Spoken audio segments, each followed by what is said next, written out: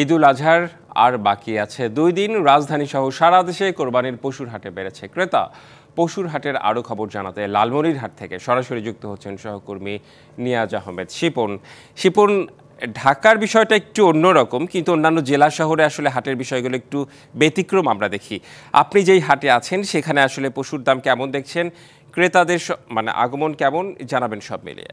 রেদওয়ান, একটি জানেন যে আপনি লালমনিরহাট কিন্তু একটি সীমান্তবর্তী জেলা, এই কারণে গত বছর কিন্তু ভারতীয় সীমান্ত পেরিয়ে বাংলাদেশে কিন্তু অনেক ভারতীয় গরু এসেছিল, যার ফলে এখানকার কৃষকরা অর্থাৎ যারা লালন পালন করেন গরু তারা কিন্তু সেরকম দাম পায়নি। তবে এবার একটি ভিন্ন চিত্র, ভারতীয় গরু বাংলাদেশে প্রবেশ না করার পরেও এখানকার যারা গরু লালন পালন করে অর্থাৎ খামারি তারা কিন্তু সঠিক দাম পাচ্ছে না।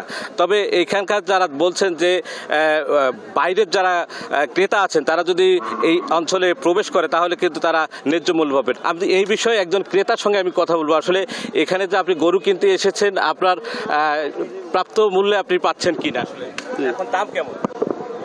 নগদ পেমেন্টে 500 টাকা পর্যন্ত ক্যাশব্যাক আর লেনদেনে প্রতিদিন ডিপ ফ্রিজ এবং ঘন্টায় ঘন্টায় এসি টিভি সহ দারুণ সব গিফট। আসসালামু আলাইকুম। যদিও আমি পেশায় শিক্ষকতা, একজন স্বল্প আয়ের মানুষ, তারপরেও এখানে ইন্ডিয়ার থেকে কোনো গরু আসতেছে না। এখানকার ছোট ছোট যেগুলো খামারি রয়েছে তারা নিজেরা কিছু গরু লালন পালন করেছে। তবে এবারে আমি দেখতে পাচ্ছি যে ইনশাল্লাহ ক্রেতার একটু কেনার মধ্যে রয়েছে, যদিও যারা বিক্রেতা দাম সহজে ছাড়ছে না। তো আবহাওয়া আজকে ভালো আছে। আমার মতো যারা স্বল্প আয়ের মানুষ, শিক্ষকতা পেশায় জড়িত এবং সাধারণ মানুষ, তারা ইনশাল্লাহ আবহাওয়া যেহেতু ফেভারে আছে, ইনশাল্লাহ আমরা আজকে এই দিনগুলো কিনতে পারবো বলে আমাদের মনে হচ্ছে। আচ্ছা, উনি বুঝতে পারছি আসলে দামটা সেরকম আসলে নেই। আপনি তো একজন গরু বিক্রেতা, আসলে কিরকম আসলে দাম পাচ্ছেন এবার ইয়াতে গরু, আসলে আপনি বলেন। না, ওই গতবারের চেয়ে এবার অনেকের দাম কম, কিন্তু গরু সেরকম বাজারে এরকম পাওয়া যাচ্ছে, দাম অনেক কম গতবারের চেয়ে।